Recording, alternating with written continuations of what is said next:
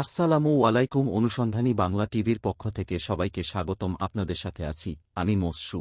4টি মামলার গ্রেফতারি পরোয়ানা আসামিদের পালানোর সাহায্য করল ইউপি সদস্য মিরাকশমিরি। বোচাগঞ্জ উপজেলার গুচ্ছগ্রাম আবাসন প্রকল্প নিয়ে অনিয়ম, দুর্নীতি এবং পলাতক আসামিদের সহযোগিতার অভিযোগে মহিলা ইউপি সদস্য মিরাকশমিরি স্বামী মোহাম্মদ আলিম ও তার সহযোগী আহমালেক সহ 3 জনের বিরুদ্ধে 4টি মামলায় গ্রেফতারি পরোয়ানা জারি হয়েছে। একটি মামলায় সমন ও একটি মামলা তদন্তাধীন রয়েছে। মামলা নম্বর 1, বোচাগঞ্জ থানার মামলা নং 4-এর 23, দিনাজপুর কোর্ট বিচার ফাইল নং 129-এর 23। আসামি 3 জন নাম: 1 মোহাম্মদ লাইছুর রহমান, 2 মোছা লিপি আক্তার, 3 মোছা হাসা আক্তার। মামলা নম্বর 2, দিনাজপুর কোর্ট সিআর নং 254-এর 24, গ্রেফতারি পরোয়ানা। আসামি 2 জন নাম: 1 মোছা হাসা আক্তার, 2 লাইছুর রহমান। মামলা নম্বর 3, দিনাজপুর কোর্ট সিআর নং 901-এর 24, গ্রেফতারি পরোয়ানা। আসামি 5 জন নাম: 1 লাইছুর রহমান, 2 মালিক ওরফে চৌধুরী, 3 মীরা কাশ্মীরি, 4 আশা আক্তার, 5 লিপি আক্তার। বর্তমানে 2 এবং 3 জামিনে আছে। মামলা নম্বর 4, দিনাজপুর কোর্ট সিআর নং 243-এর 24, সমন জারি। আসামি 3 জন নাম: 1 লাইছুর রহমান, 2 লিপি আক্তার, 3 আশা আক্তার।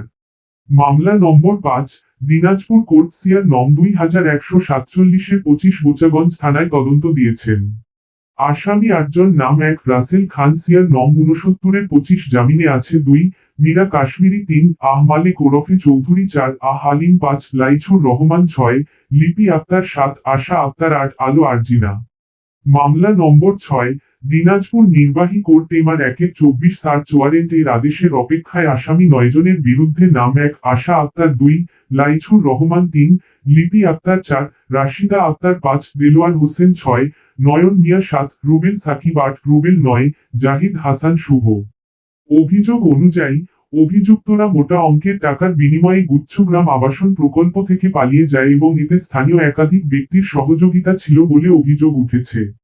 এই ঘটনাকে কেন্দ্র করে এলাকাবাসীর মধ্যে ব্যাপক ক্ষোভ ও উদ্বেগ সৃষ্টি হয়েছে।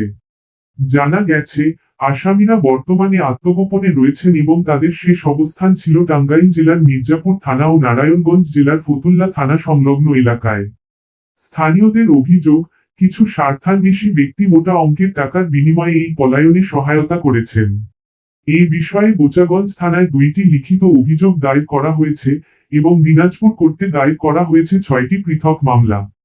সচেতন মহল মনে করছেন, পলাতক আসামিদের খুঁজে বের করা ও আইনের আওতায় আনা পুলিশের প্রথম দায়িত্ব।